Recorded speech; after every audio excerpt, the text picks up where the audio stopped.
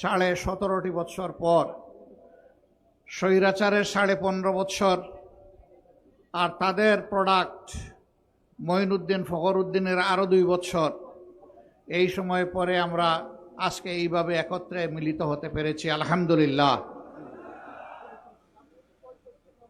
আজকে বাংলাদেশ একটি অঙ্গীকারে আবদ্ধ।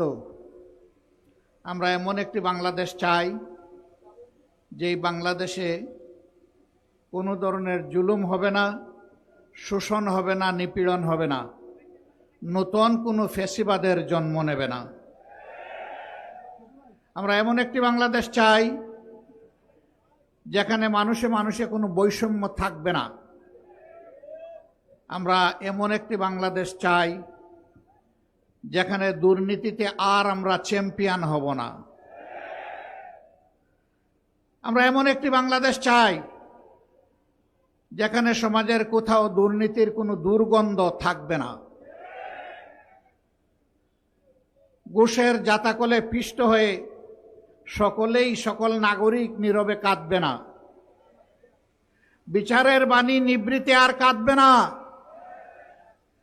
বিচার চেয়ে বিচার প্রার্থীকে কোনো প্রার্থী আমরা দেখেছি শেষ পর্যন্ত বিচার না পেয়ে আত্মহত্যা করে। সেই চিত্র আর বাংলাদেশে আমরা দেখব না। আমরা এমন একটি বাংলাদেশ চাই যেখানে দল ধর্মের মধ্যে কোনো অধিকারের ব্যবধান থাকবে না। একই বাংলাদেশে সকলের একই অধিকার ভোগ করার সেই ন্যায্য অধিকার প্রতিষ্ঠিত হবে ইনশাআল্লাহ। আপনারা আমার ডানে এবং বায়ে কিছু বন্ধুদেরকে দেখতে পাচ্ছেন। এই আমরা কি চাই?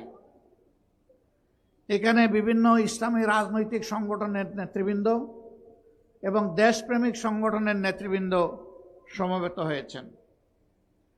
আমরা একটি বৈষম্যমুক্ত, দুর্নীতিমুক্ত, দুঃশাসনমুক্ত মানবিক বাংলাদেশ চাই।